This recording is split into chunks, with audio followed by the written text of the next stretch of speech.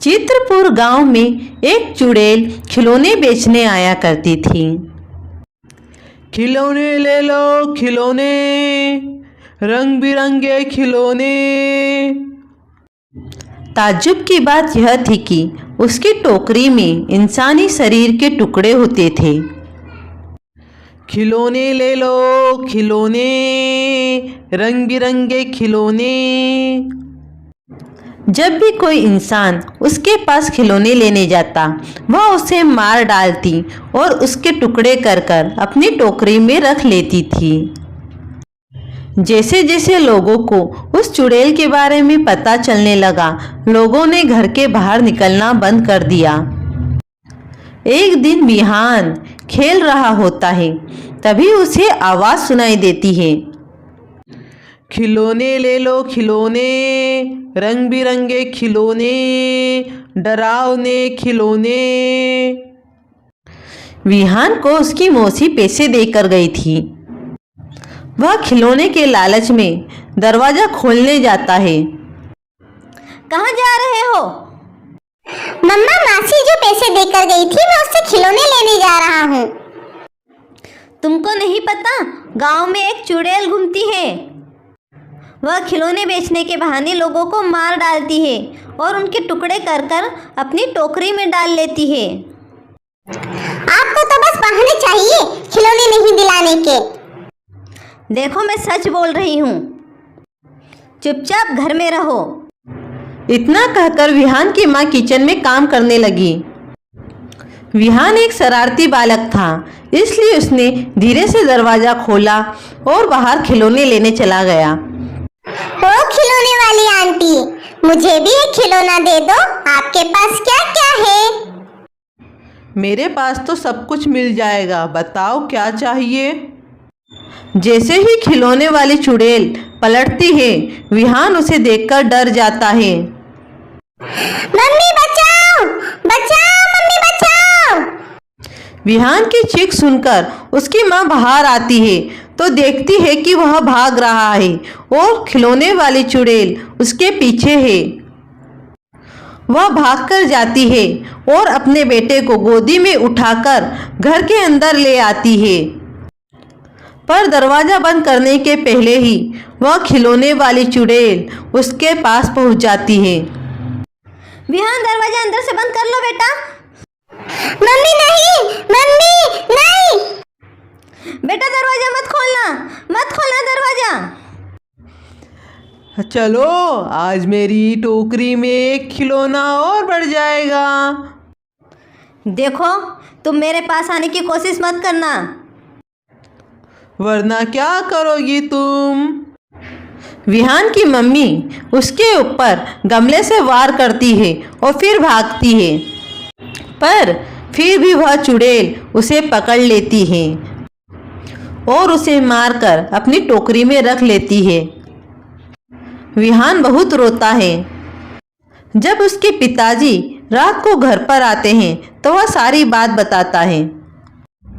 इस खिलौने वाली का तो कुछ करना होगा, वरना कितने लोगों की यह जान ले लेगी। अगली सुबह सभी लोग पंचायत बुलाते हैं। देखो मुखिया जी, आज गांव में फिर से एक जान चली गई। अगर इस चुड़ैल का कुछ न किया गया तो धीरे धीरे यह गांव खत्म हो जाएगा। आखिर बच्चे तो खिलौने की जिद करते ही है ना। यह बात तो सही है, पर क्या किया जाए। काफी विचार विमर्श के बाद भी कोई निष्कर्ष ना निकला। विहान का पिता सुरेश एक मूर्तिकार था। वह अपनी पत्नी की याद में अपनी मूर्तियों के सामने रो रहा होता है। तभी उसके मन में एक उपाय आता है। वह वास्तविक रूप में दिखने वाली एक प्रतिमा बनाता है। यह प्रतिमा और किसी की नहीं बल्कि मां दुर्गा की थी। चुड़ैल को पता न चले, इसलिए वह उस प्रतिमा को घूंघट में रखता है। हे माता रानी, अगर आप इस चुड़ैल को नहीं मार सकती तो फिर कोई हमें इस चुड़ैल से नहीं बचा पाएगा। हमारी लाज रख लेना माँ। फिर शाम को वह चुड़ैल खिलौने बेचने आती है। नए नए खिलौने, खूनी गुड़िया, खिलौने ले लो खिलौने। ये गांव वाले बहुत चालाक हो गए हैं, आजकल कोई घर से नहीं निकलता। अरे यह औरत कौन है? इसको तो मैंने नहीं देखा।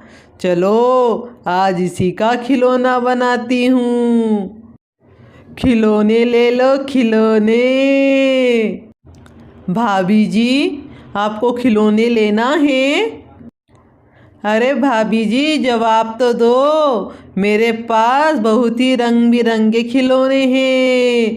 खूनी हाथ, डरावना सर और दुबली पतली खून में रंगी हुई मम्मी भी है। आपको खिलौने चाहिए? कानों का शायद इलाज कराना पड़ेगा, तभी जवाब नहीं दे रही हो। यह बोलकर वह खिलौने वाली चुड़ैल उस मूर्ति के पास जाती है। जैसे ही वह उस पर वार करती है तो माँ दुर्गा के हाथ में रखी तलवार उसके ऊपर गिर जाती है और वह चुड़ैल बीच में से कट जाती है। 2 टुकड़े होने के बाद वह चुड़ैल वहीं समाप्त हो जाती है। विहान का पिता सुरेश खिड़की में से यह सब देख रहा होता है। फिर वह उस चुड़ैल के पास जाकर चिल्लाकर गांव वालों को बुलाता है।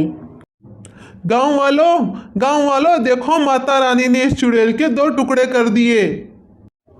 सुरेश की आवाज सुनकर वहां भीड़ इकट्ठी हो जाती है। चुड़ैल की बुरी शक्तियां वापस से जागृत ना हो, इसलिए वहां के लोग उसे जला देते हैं। पर सुरेश रो रहा होता है क्योंकि उसकी पत्नी अब इस दुनिया में नहीं थी। अगर आपको कहानी अच्छी लगी हो तो प्लीज़ वीडियो को लाइक और चैनल को सब्सक्राइब करना मत भूलना। वीडियो देखने के लिए धन्यवाद।